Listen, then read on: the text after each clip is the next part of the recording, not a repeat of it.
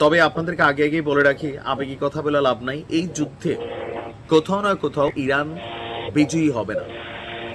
ইসরায়েলের অনেক ক্ষতি হবে, কিন্তু ইরান বিজয়ী হবে না। এই কারণেই আপনারা যারা বোঝেন, বোঝের মানুষ অবশ্যই বুঝতেছেন যুদ্ধটা কিন্তু ইসরায়েলের সাথে না, যুদ্ধটা হচ্ছে সরাসরি আমেরিকার সাথে, সরাসরি।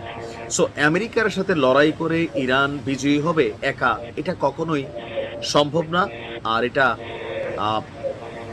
আমি জানি না, বাট যতটুকু বুঝি সম্ভব না।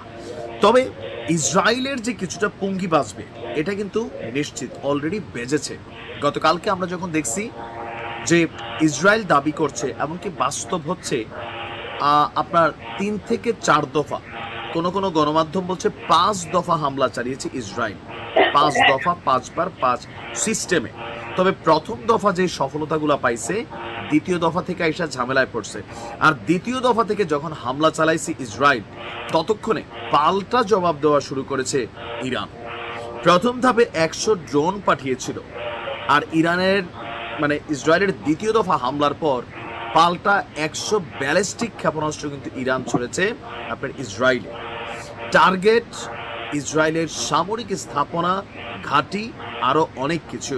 তবে ইসরায়েল যেমন খোলা আকাশ দিয়ে এসে ঘটনা ঘটাই দিয়ে গেছে, ইরানের জন্য অনেকগুলা ধাপ পার কইরা লক্ষ্যবস্তু যেটা সেখানে টাচ করাতে হচ্ছে। তবে আলহামদুলিল্লাহ সফলতা আসছে যে আপনার ইসরায়েলের দ্বিতীয় দফা আক্রমণের জবাবে দেশটির সামরিক এবং বিমান ঘাঁটিগুলোতে একযোগে ব্যালিস্টিক ক্ষেপণাস্ত্র হামলা চালিয়েছে ইরান।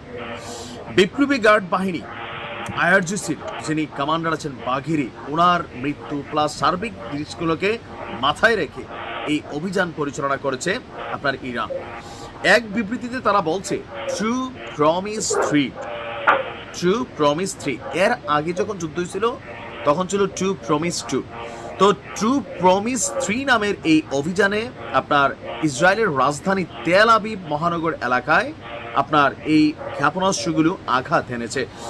জাতীয় অ্যাম্বুলেন্স সেবা সংস্থা ম্যাগেন ডেভিড অ্যাডম বলছে প্রায় 100-এর কাছাকাছি আহতের সংখ্যা বৃদ্ধি পেয়েছে এবং চিকিৎসাধীন অনেকে আছে।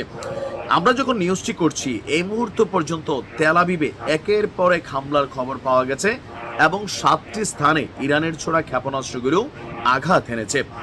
আপনার ইরানের দাবি যে আপনার কি বলা হয় যে ইসরায়েলি সামরিক যে ঘাঁটিগুলো, সেই ঘাঁটিগুলোকে লক্ষ্য করেই তাদের এই অভিযান পরিচালনা করা হচ্ছে।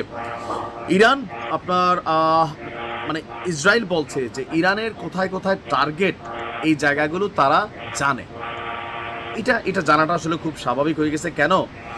ইসরায়েল বেসিক্যালি 8 ঘাট বেঁধে ধরেন 16 ঘাটের প্রস্তুতি নিয়েই এই অভিযানটা চালাইছে। কারণ ইরানে হামলা চালানো যেটা চালাইছে, এর পরে ইরানের পারমাণবিক অস্ত্র অর্জনের সক্ষমতা পুরোপুরি নস্যাৎ করতে হামলা কিন্তু তারা দেখিয়ে দিয়েছে ইসরায়েল যে কত গোপনে একটা অভিযান চালানো যায়।